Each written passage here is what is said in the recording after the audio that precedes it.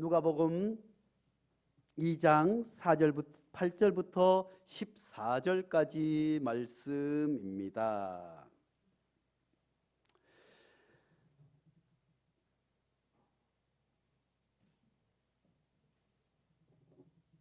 누가복음 2장 8절부터 14절까지 말씀, 하나님의 계시의 말씀을 한 절씩 교독하겠습니다.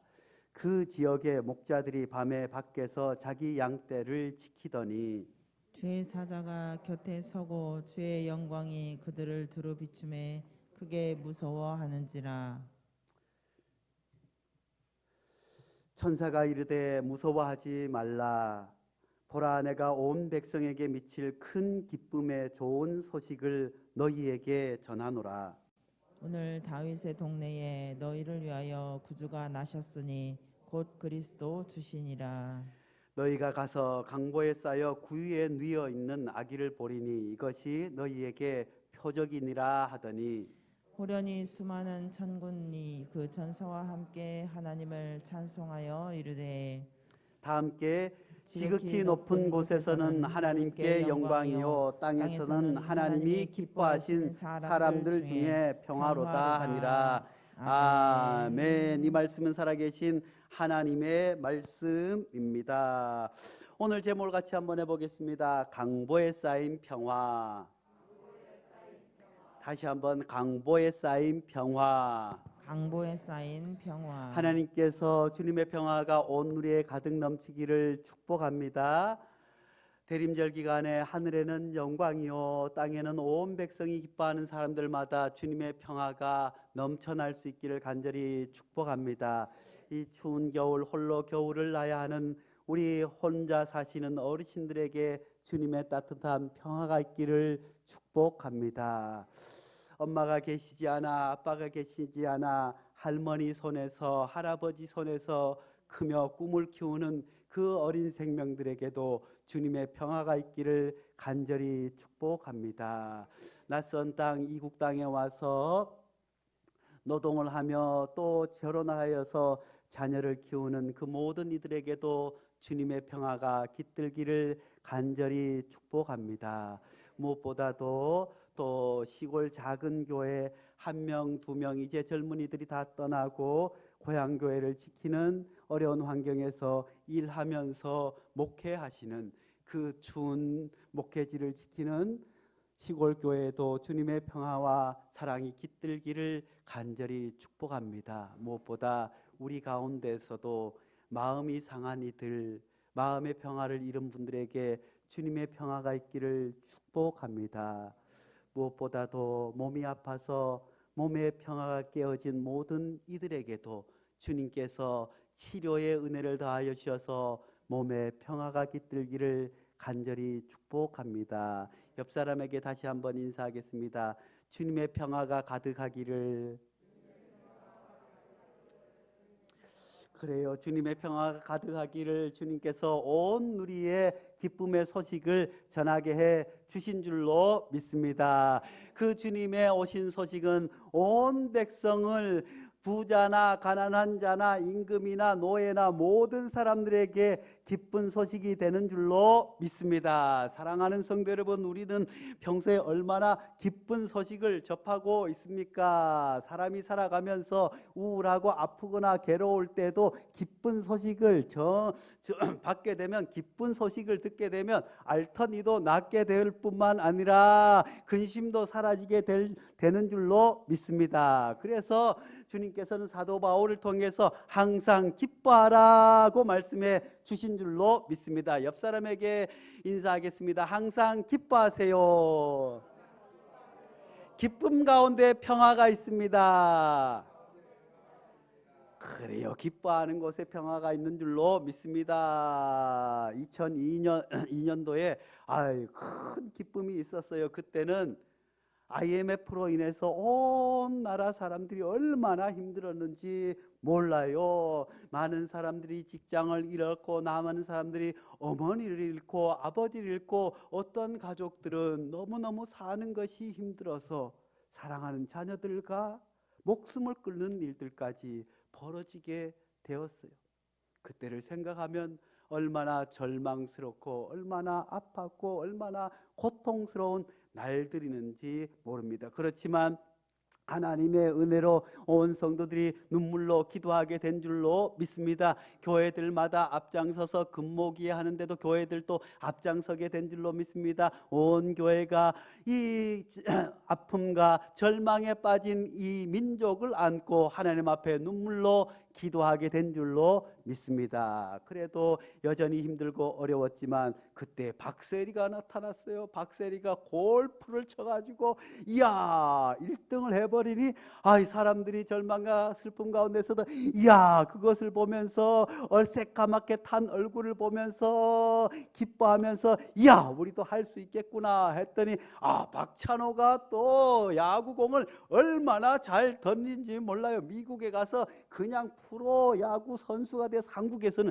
그리 빛을 보지 못했는데 그냥 공을 얼마나 빨리 던지는지 몰라요. 제 달리기보다 더 빨라서 얼마나 빨리 던져서 10승도 하고 20승도 하고 온 국민들이 다른 기쁨이 없어요. 빚은 늘어가지요. 자녀들도 직장을 잃었지요. 그런 가운데 이 선수들이 큰 기쁨을 주었어요.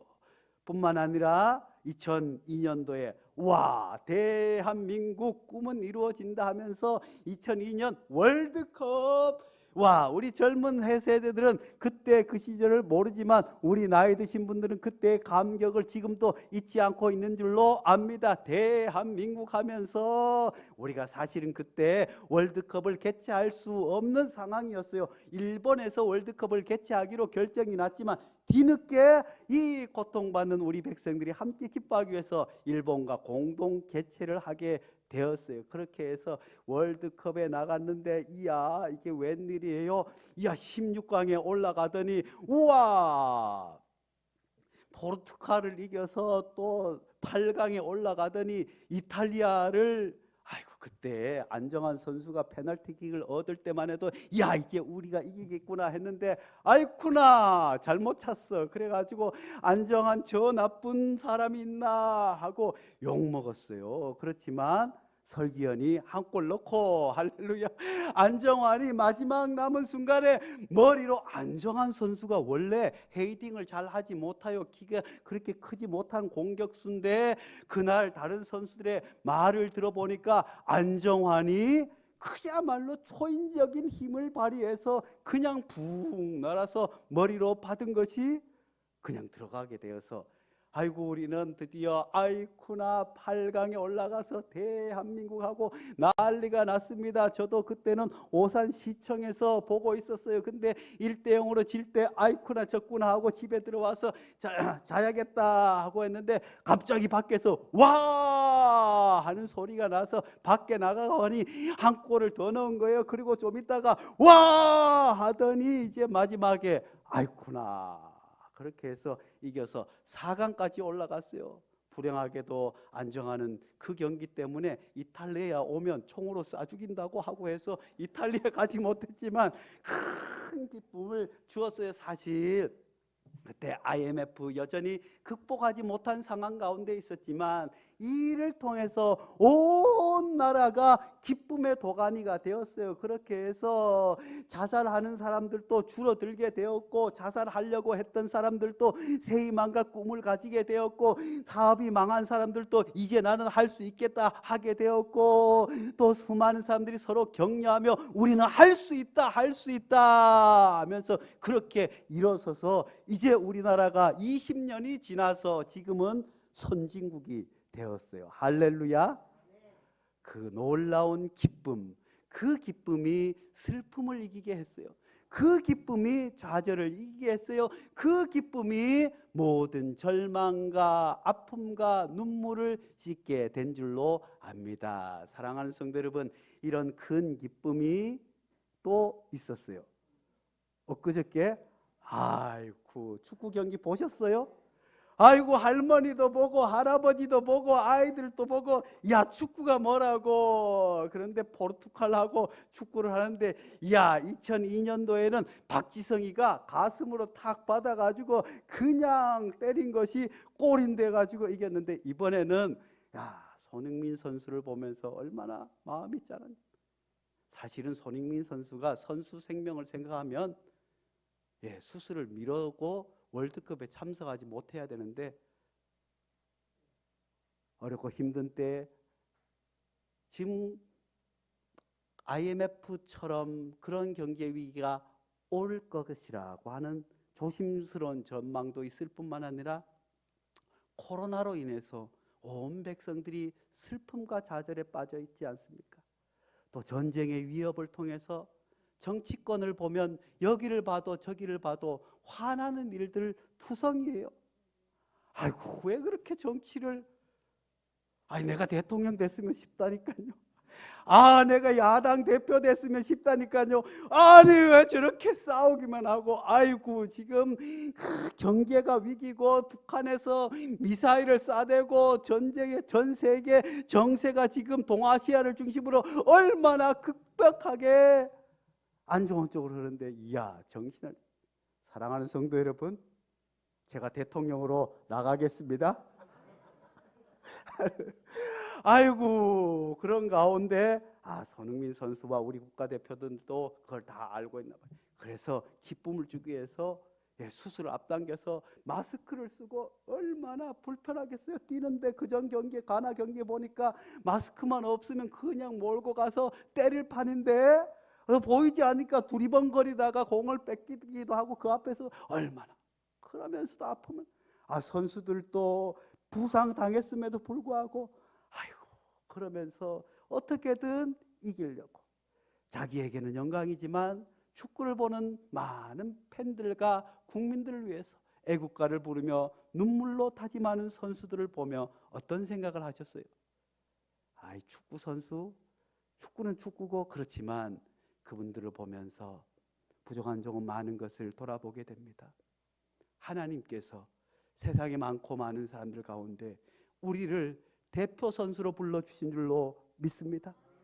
하나님 나라를 이루라고 주님의 평화를 세계에 선포하라고 주의 복음 들고 나라가 세상 많고 많은 사람들 가운데서 나같이 부족하고 나같이 연약하고 나같이 배운 것 없고 아무것도 가진 것 없는 우리를 하나님의 대표 선수로 불러주신 줄로 믿습니다. 하나님께서 목회자로 삼아 주셨는데 우리는 어떻게 임하고 있습니까? 아골골짝 빈들에도 복음 들고 가리라. 부름받아 나선 이 몸 어디든지 가. 그들의 희생과 헌신을 보며 내가 이 코로나 상황 가운데 핑계대지 않고 최선을 다했던가. 코로나를 핑계로 게을렀던 것을 코로나로 핑계로 하나님 앞에 사람 앞에 잘못한 일들이 얼마나 많습니까? 최선을 다하지 못한 신앙생활. 주님께서는 우리를 위해서 목숨을 주시고 하늘 보좌를 버리셨는데 나는 주님을 위해 무엇을 드렸던가? 얼마나 부끄럽고 얼마나 눈물이 나는지. 사랑하는 성도 여러분, 같이 해보겠습니다. 나는 주님이 부른 대표 선수다. 이렇게 살아야 되겠나? 할렐루야. 우리도 최선을 다할 수 있기를 간절히 축복합니다. 최선을 다해서 전도하고 최선을 다해서 기도하고 최선을 다해서 이웃을 위해서 사랑하고 최선을 다해서 나의 모든 것들을 쥐어짜 주의 영광을 위해서 헌신하는 대표 선수들 될 수 있기를 간절히 축복합니다. 그렇게 해서 전반전이 1대0으로 지잖아요. 아이고 이제 졌구나 싶었는데 아이고 호날두가 얼마나 고마운지 몰라요. 예전에 우리나라 와서 뛰지 못해가지고 날강두라고 하는 별명이 있었는데 아이고 이 선수가 등짝으로 그냥 탁 해가지고 그냥 슛골이나 할렐루야 이야 와 하고 보니까 할머니들도 와 할아버지도 와 아이들도 와 갓난자기도 뭔지도 모르고 하게 된 줄로 압니다. 그리고 나서 후반전 45분 예전 같으면 끝나야 되는데 6분을 줬어요. 그런데 어떻게 그전에는 황희찬이 없었어요. 그래서 손흥민이 공을 잡아가지고 냅다 막 달려가면 골대까지 막 달려갔는데 주변에 보니까 아이쿠라 다른 선수가 미처 쫓아오지 못했어요. 그래서 그 앞에서 공을 빼치기고 제대로 못했는데 이번에 보니까 손흥민 선수가 그냥 패스를 받아가지고 냅다 달려뛰니까 보이지 않던 곳에서 황희찬 선수가 아이고 그냥 막 달려오더니 그냥 죽기 살기로 달려와가지고 손흥민 선수의 패스를 받더니만 슛골이는 그래서 난리가 난 것 아니겠어요? 아파트가 들썩들썩하고 온 동네가 이야 하고 큰 기쁨을 맛보게 된 줄로 압니다. 그러고 보니 손흥민 혼자 되는 것이 아니었어요. 황희찬이라고 하는 선수가 함께 달려주니 그런 좋은 결과. 사랑하는 성도 여러분, 교회도 마찬가지인 줄로 믿습니다. 목회자 혼자 달려간다고 해서 아이고 아무것도 할 수 없어요. 누군가 옆에서 쫓아와야 될 줄로 믿습니다. 장로님이 쫓아오고 집사님이 쫓아오고 권사님이 쫓아오고 함께 가야 될 줄로 믿습니다. 그래야 골이나 할 수 있는 거예요.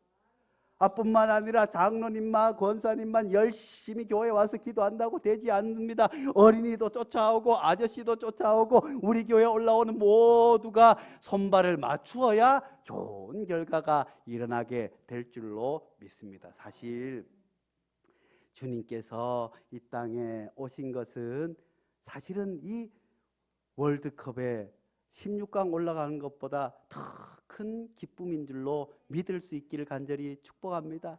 우리 안에 가장 큰 기쁨은 다름 아니라 하늘 보좌를 버리시고 이 땅에 우리를 구원하시기 위해서 죄로 말미암아 죽을 수밖에 없는 우리들, 우리가 세상 가운데 희망 없이 살아가는 우리들, 세상의 모든 절망의 땅에 주님께서 평화의 왕으로 오신 것보다 더 큰 기쁨은 없는 줄로 믿습니다. 오늘 누가복음 2장 10절에서 11절 뭐라고 말씀하고 계십니까? 천사가 이르되 무서워하지 말라. 보라 내가 온 백성에게 미칠 큰 기쁨의 좋은 소식을 너희에게 전하노라. 할렐루야. 사랑하는 성도 여러분, 사실 이 월드컵 16강 경기에서 우리가 이긴 것은 다른 나라에게는 슬픔일 수 있어요. 그렇지만 우리나라에게는 기쁨이고 또 이긴 나라에는 기쁘고 즐거웠지만 진 사람들은 탄식이겠지만 주님 주신 이 평안은 온 백성에게 미칠 큰 기쁨인 줄로 믿을 수 있기를 간절히 축복합니다. 절망의 땅에, 좌절의 땅에, 저 전쟁으로 고통받는 우크라이나와 러시아와 저 북한 땅에도, 저 일본 땅에도, 저 미국 땅에도, 저 아프가니스탄 땅에도 온 누리에 주님의 평화가 가득하기를 기도하고 손모아 봅니다. 그런데 오늘 본문 말씀이 있을 때에는 그렇게 온 누리에 평화가 있는 때가 아니었습니다. 절망의 땅이었습니다. 로마 아우구스투스 황제가 천하를 호령하던 때였습니다. 구레네오가 시리아의 통독으로 있던 때 세계사의 이변방의 유대 시골 베들레헴에 한 아기가 탄생했습니다. 서슬퍼런 로마의 식민지 아래 가난한 사람들을 더 가난할 수밖에 없고 로마의 식민지 정책에 따라서 호적하러 고향으로 먼 길을 떠나야 했던 사람들, 배부른 몸으로 그 밤길을 몇 날 며칠 걸어서 자유가 뺏긴 땅에서, 희망이 없는 땅에서 그저 로마의 인구 정책 때문에 식민지 백성으로 고향 땅에 가서 아이를 낳아야 하지만 그 작은 베들레헴에는 여관이 없어서 수많은 백성들이 사실 주님만, 예수님만 구유에 나신 것이 아니라, 주님만 방이 없었던 것이 아니라 그 당시에 수많은 사람들, 평민들은 호적하러 와서 방을 구할 수 없었어요. 힘있고 돈 있는 사람들은 따뜻한 방을 구할 수 있었지만 대부분의 백성들은 사랑하는 아이를, 내 아이가 태어나도 꿈과 희망을 줄 수 없는 식민지 백성의 아이로 방이 없는 곳에서 소와 나귀들이 함께 있는 구유를 택할 수밖에 없는 그 절망의 땅. 그 땅에 하나님께서 새벽이 밝아오기 전에 목자들에게, 양들을 치던 목자들에게 찾아와 주신 줄로 믿습니다. 그러면서 천사가 이르되 무서워하지 말라. 보라, 내가 온 백성에게 미칠 큰 기쁨에 좋은 소식을 너희에게 전하노라. 할렐루야. 오늘 다윗의 동리에 너희를 위하여 구주가 나셨으니 곧 그리스도 주시라고 말씀해 주셨습니다. 하나님의 사자들이 온 것은 절망에 떨고 있는 모든 백성들에게 미칠 큰 기쁨을 주시기 위해서 하나님께서 그들에게 기쁜 소식을 전하게 된 줄로 믿습니다. 사랑하는 성도 여러분, 우리들도 이 절망과 고통의 땅에 하나님의 큰 기쁨의 소식을 들고 나아갈 수 있기를 간절히 축복합니다. 그런데 태어난 메시아를 알아볼 수 있는 징표가 두 가지 있었습니다. 하늘 보좌를 버리고 그들이 그토록 기다렸던 메시아, 아수르와 바벨론의 포로 잡혀가면서 왕이 둔리 볼펴 끌려가는 것을 보며 제사장도 모든 이들도 끌려가 포로된 땅, 이제 하나님께서 희망을 주시겠다고 했지만 여전히 로마의 식민지 아래서 자유가 없이 살아가는 그들에게 주님 주신 평화의 왕으로 오신 그 주님을 하나님께서는 평화의 왕의 징표를 두 가지로 우리에게 보여주셨습니다. 그 평화의 왕은 어떤 왕이었습니까? 주의 성령이 내게 임하셨으니 이는 가난한 자에게 복음을 전하게 하시려고 내게 기름을 부으시고 나를 보내사 포로된 자에게 자유를, 눈먼 자에게 다시 보게 함을 전파하며 눌린 자를 다시 자유롭게 하고 주의 은혜의 해를 전파하게 하려 하심이라. 이스라엘 백성들이 이 이사야의 예언서의 말씀을 기억하면서 그야말로 로마의 왕 같은 위대한 왕을 기다렸습니다. 로마의 평화, 힘의 평화, 무력의 평화, 강력한 평화가 와서 모든 불의한 것을 물리치기를 기다리고 고대했지만 주님께서 이 땅에 구세주로 평화의 왕으로 오신 징표는 너무나도 초라했습니다. 먼저 주님께서는 강보에 쌓여 계셨습니다. 그리고 구유에 뉘어져 있었습니다. 이 두 이미지가 갖는 그야말로 놀라운 징표를 아무도 알아보지 못하고 오늘 우리들도 그 징표를 잊어버리고 살아가는지도 모르겠습니다. 온 백성에게 평화와 구원을 가져오실 메시아가 강보에 쌓여 있습니다. 우리 오늘 아기가 함께 예배에 올라와 예배드리지만 아이는 어디에 쌓여 있어요? 보들보들한 천의 이불에 쌓여 있지 아니하면 온기를 유지할 수 없습니다. 보호받을 수 없습니다. 따뜻할 수 없습니다.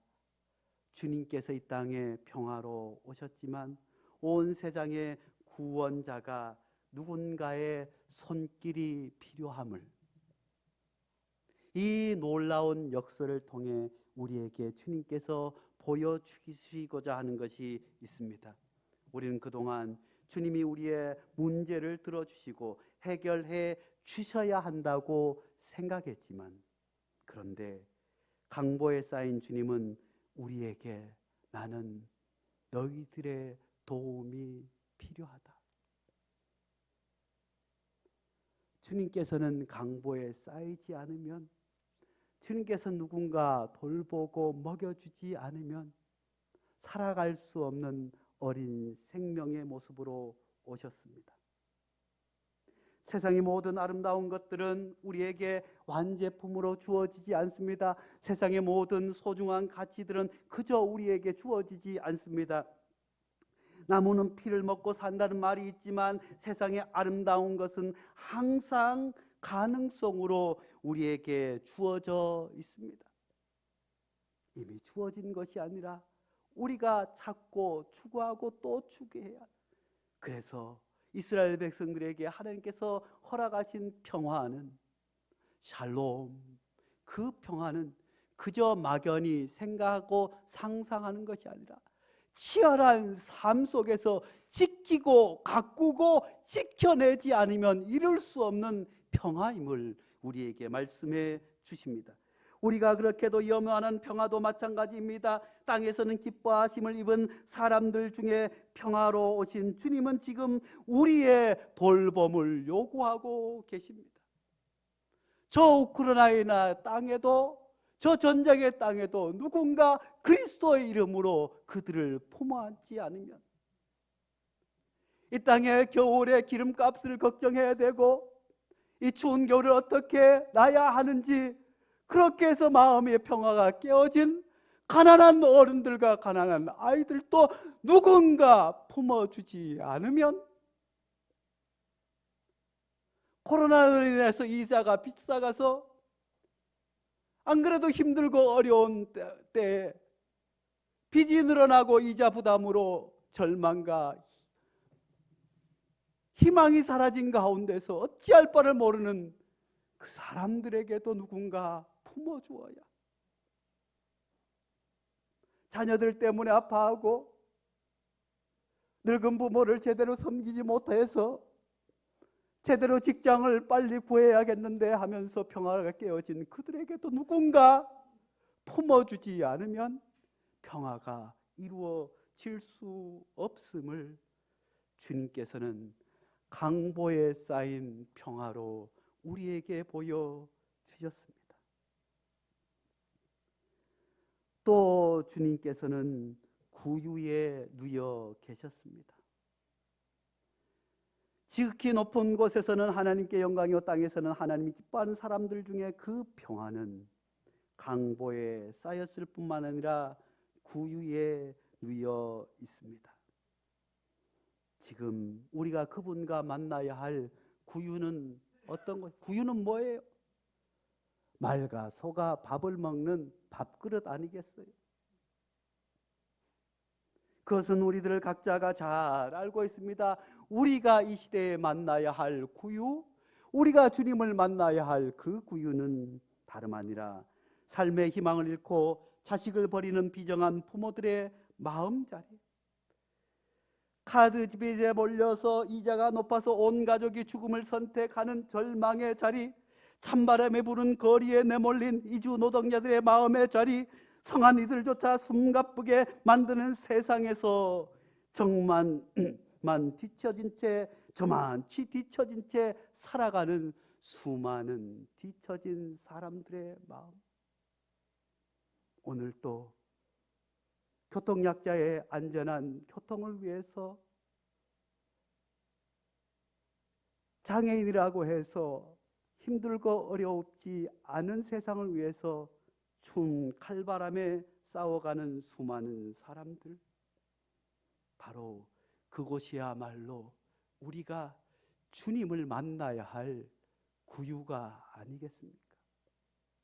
우리 주변에도 우리가 주님을 만나야 할 장소는 화려하게 장식을 하고 많은 사람들이 모이고 큰 오케스트라로 임마누엘 주님을 찬양하는 그 화려한 곳이 아니라,